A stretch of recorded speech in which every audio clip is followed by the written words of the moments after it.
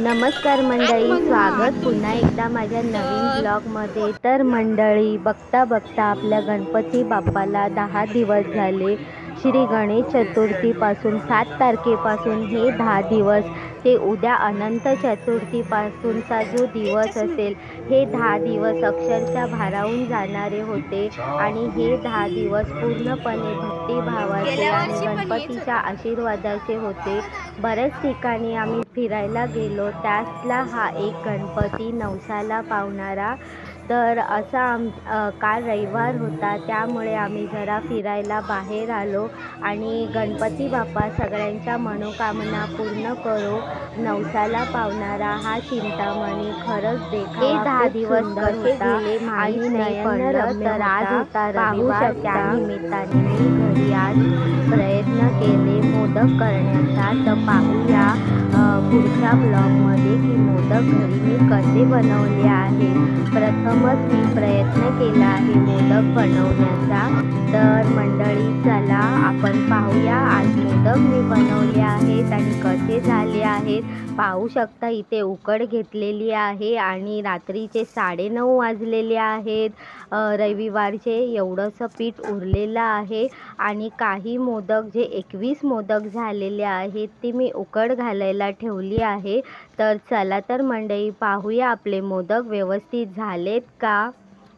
तर इथे मी मोदक ठेवले आहेत वाफवण्यासाठी। चला आपण पाहूया मोदक व्यवस्थित झाले का। खूप दिवस मला इच्छा होती मोदक बनवण्याची। अरे वा, मोदक तर फार सुंदर दिसत आहे, पाहू शकता।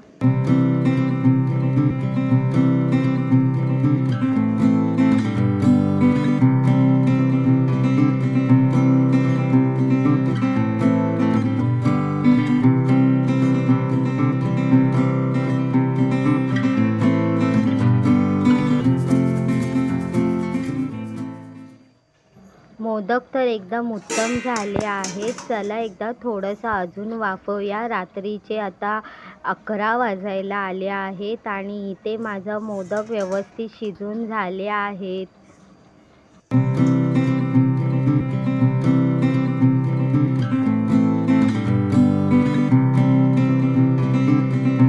सोमवारी सकाळी आंघोळ वगैरे करून सगळ्यात प्रथम आम्ही गणपती बाप्पाला बनवलेला मोदकाचा नैवेद्य दाखवत आहे, पाहू शकता।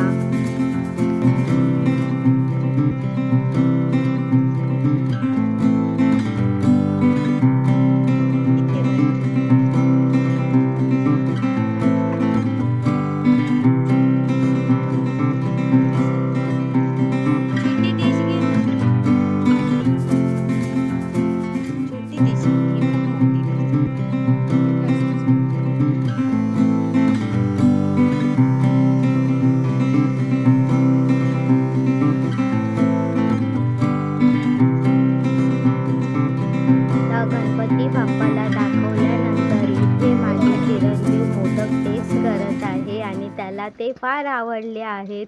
रात्री फ्रीजमध्ये ठेवल्यामुळे थोडेसे ते कडक झाले आहेत, पण त्याला ते आवडले। तर असे हे माझे प्रथम प्रयत्न केलेले मोदक। तर अशा प्रकारे गणपतीचे 10 दिवस खूप सुंदर आणि प्रसन्न आणि खूप सारं आशीर्वादित ब्लेसिंगवाले गेले आहेत आणि तुम्हाला पण ते तसेच गेले असणार। तर चला तर मंडळी, ब्लॉग आवडला असेल तर नक्कीच लाईक आणि कमेंट करा।